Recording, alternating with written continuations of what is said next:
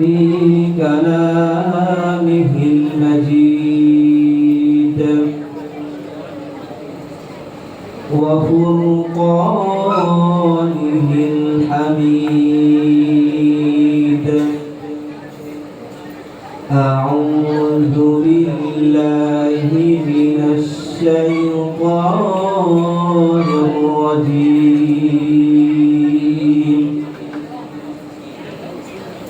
بسم الله الرحمن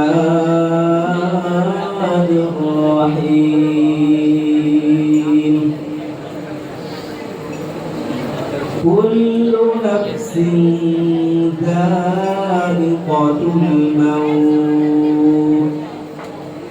وقال رسول الله صلى الله عليه وسلم: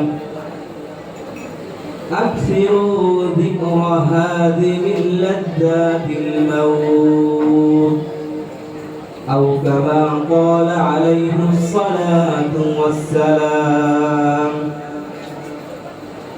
إن الله وملائكته يصلون على النبي يا أيها الذين آمنوا صلوا عليه وسلموا تسليما.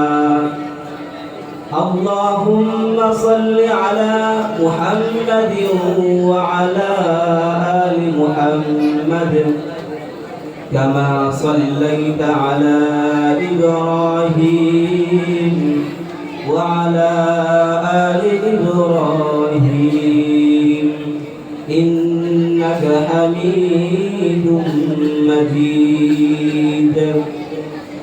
اللهم بارك على محمد وعلى آل محمد كما باركت على إبراهيم وعلى آل إبراهيم إنك حميد مجيد. رہے میرے مسکن، رہے میرے مسکن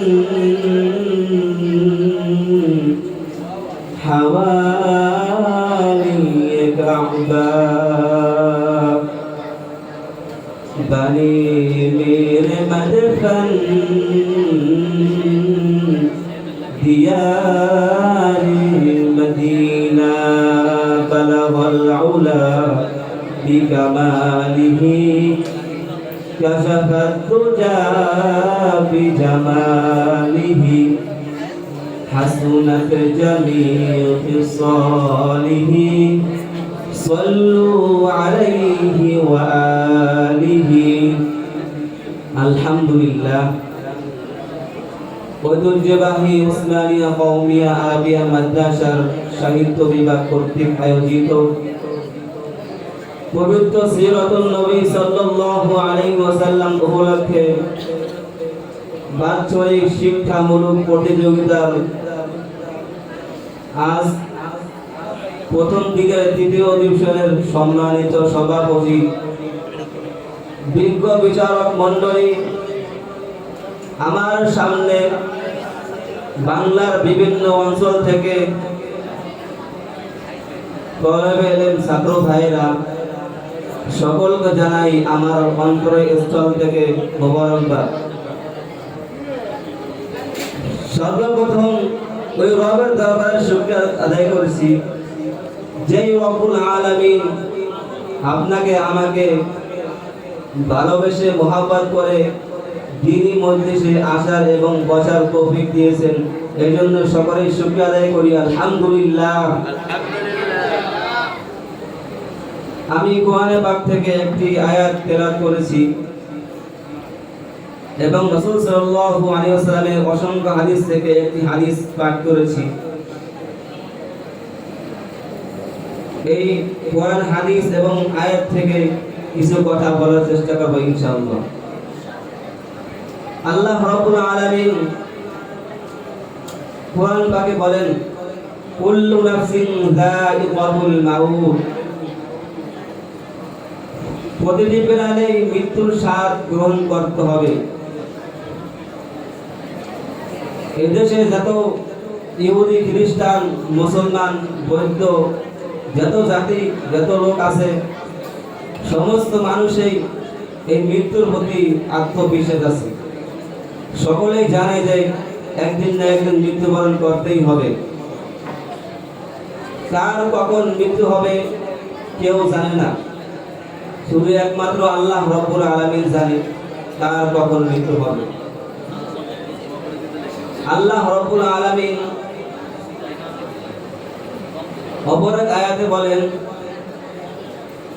فَإِذَا جَاءَ أَجَلُهُمْ لَا يَسْتَأْخِرُونَ سَاعَةً وَلَا يَسْتَقْدِمُونَ, যার যখন মৃত্যুর সময় আসবে এক মিনিট দেরিও করবে না, এক মিনিট আগেও মৃত্যু হবে না। কার কখন মৃত্যু হবে কেউ জানে না। ইমাম মালিক রাহমাতুল্লাহি আলাইহি তিনি মক্কা থেকে মদিনায় হিজরত করলেন। তিনি চিন্তা করলেন যে আমার শেষ জীবনটা যেন মদিনায় অবস্থান হয়, আর মৃত্যু যেন মদিনায় হয়। আর মদিনায় মৃত্যুবরণ করলে রাসূল সাল্লাল্লাহু আলাইহি ওয়াসাল্লামের পাশেই আমার দাফন হবে। সেই নিয়তে আশা আকাঙ্ক্ষা করে তিনি মদিনায় হিজরত করলেন। যখন হজের মৌসুম আসলো তখন দেখলো মদিনা থেকে অনেক হাজী সাহেব তারা মক্কা থেকে রওনা হয় হজ করার জন্য। ইমাম মালিক রাহমাতুল্লাহি আলাইহির অন্তরে একটা লাগলো যে এখন তো হজের মৌসুম, হাজী সাহেবরা হজ করে যাচ্ছে, আমার তো মনে হজ করার ইচ্ছা, কিন্তু ভয় হয় যদি মদিনায় হজ করে যায়, যদি মদিনায় মৃত্যুবরণ হয়ে যায় তাহলে তো মদিনায় মাটি হবে আর মদিনায় আর থাকা হবে না। ইমাম মালিক রাহমাতুল্লাহি আলাইহি বললেন মৃত্যু কখন হবে সে তো জানি না, যদি জানতাম তাহলে ভালো হতো। ইমাম মালিক রাহমাতুল্লাহি আলাইহি বললেন তাহলে মৃত্যু কবে হবে একটু জানার চেষ্টা করি। তিনি চিন্তা ভাবনা করে ইস্তেখারা করলেন। ইস্তেখারা করার পর তিনি রাতে ঘুমাইলেন। ঘুমানোর পর রাসূল সাল্লাল্লাহু আলাইহি ওয়াসাল্লাম তাকে স্বপ্নের মাধ্যমে এভাবে 5 আঙ্গুল দেখাইলেন। তখন তিনি 5 আঙ্গুল দেখার পর রাসূল সাল্লাল্লাহু আলাইহি ওয়াসাল্লাম চলে গেলেন। আর ইমাম মালিক রাহমাতুল্লাহি আলাইহির ঘুম ভেঙে গেল। তিনি ঘুম থেকে ওঠার পর চিন্তা করলেন রাসূল সাল্লাল্লাহু আলাইহি ওয়াসাল্লাম 5 আঙ্গুল দেখাইলেন, এটা কি দেখাইলেন? আমি কি 5 দিন বাঁচবো না 5 মাস না 5 বছর? তৎকালীন জামানায় স্বপ্নের সম্রাট আল্লামা ইবনে সিরিন রাহমাতুল্লাহি আলাইহি ইমাম মালিক রাহমাতুল্লাহি আলাইহি খাদেম ছিল। ইমাম মালিক রাহমাতুল্লাহি আলাইহি খাদেমকে বলল, হে খাদেম, আমি স্বপ্নে দেখেছি রাসূল সাল্লাল্লাহু আলাইহি ওয়াসাল্লাম আমাকে 5টা আঙ্গুল দেখাইছে। বর্তমান জামানায় স্বপ্নের সম্রাট আল্লামা ইবনে সিরিন রাহমাতুল্লাহি আলাইহি, তুমি তার কাছে যাও, তার কাছে জিজ্ঞাসা করো যে এক লোক স্বপ্নে দেখেছে রাসূল সাল্লাল্লাহু আলাইহি ওয়াসাল্লাম তাকে 5টা আঙ্গুল দেখাইছে, এই স্বপ্নের ব্যাখ্যা কি, তাবির কি, তুমি জেনে আসো। ইমাম মালিক রাহমাতুল্লাহি আলাইহি আল্লামা ইবনে সিরিন রাহমাতুল্লাহি আলাইহির কাছে গেলেন।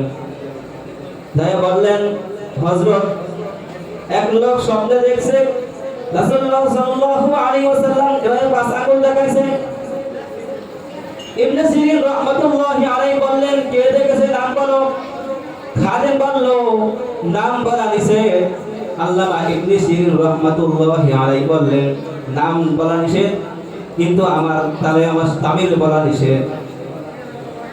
তারপর ইমাম আল্লামা ইবনে সিরিন রাহমাতুল্লাহি আলাইহি বললেন, কিন্তু আমি এতটুকু বলতে পারি এই জামানায় ইমাম মালিক রাহমাতুল্লাহি আলাইহি ছাড়া এই স্বপ্ন কেউই দেখতে পারে না। তারপর খাদেম ইমাম মালিক রাহমাতুল্লাহি আলাইহি দরবারে চলে গেলেন, যায় বললেন হযরত সব আপনার নাম না বললে স্বপ্নে বলবে না। আর বললেন যে এই স্বপ্ন ইমাম মালিক ছাড়া কেউ বলতে পারে না, দেখতে পারে না। ইমাম মালিক রাহমাতুল্লাহি আলাইহি বললেন যেহেতু জায়গা করাইছে এই স্বপ্ন গোপন করার লাভ নাই, তুমি যে আমার নাম বলো আর স্বপ্নের কি তাবির সেটা জানা আসো। জায়া বলল হ্যাঁ ইমাম মালিক রাহমাতুল্লাহি আলাইহি এই স্বপ্ন দেখেছে। তখন আল্লামা ইবনে সিরিন রাহমাতুল্লাহি আলাইহি বললেন রাসূল সাল্লাল্লাহু আলাইহি ওয়াসাল্লাম তাকে পাঁচটা আঙ্গুল দেখাইছে, এর দ্বারা উদ্দেশ্য হলো এই পাঁচটা আঙ্গুল দেখার উদ্দেশ্য হলো আল্লাহ রাব্বুল আলামিন পাঁচটা জ্ঞান কোন নবীকে দেয় নাই, কোন মানুষকে দেয় নাই। এই পাঁচটা জ্ঞান শুধু আল্লাহ তাআলার ইলমের সিন্ধুক আছে, ওই সিন্ধুকে বেঁধে রেখে দিয়েছে। ওই পাঁচটা জ্ঞান কি? আল্লাহ রাব্বুল আলামিন কালামে বলেন ইন্নাল্লাহা ইনদাহু ইলমুস সাআহ ওয়া ইউনাজ্জিলুল গায়থা ওয়া ইয়া'লামু মা ফিল আরহাম ওয়া মা তাদরি নাফসুম মাযা তাকসিবু গাদা ওয়া মা তাদরি নাফসুম বিআইয়ি আরদিন তামুত ইন্নাল্লাহা আলিমুন খাবীর। পাঁচটা জ্ঞান, একটা হলো কিয়ামত কবে হবে এটা কেউ জানে না, একমাত্র আল্লাহ তাআলা জানে। দুই নাম্বার হলো বৃষ্টি কখন হবে। তিন নাম্বার হলো মাতৃ কবে ছেলে হবে না মেয়ে হবে সেটা আল্লাহ রাব্বুল আলামিন জানে।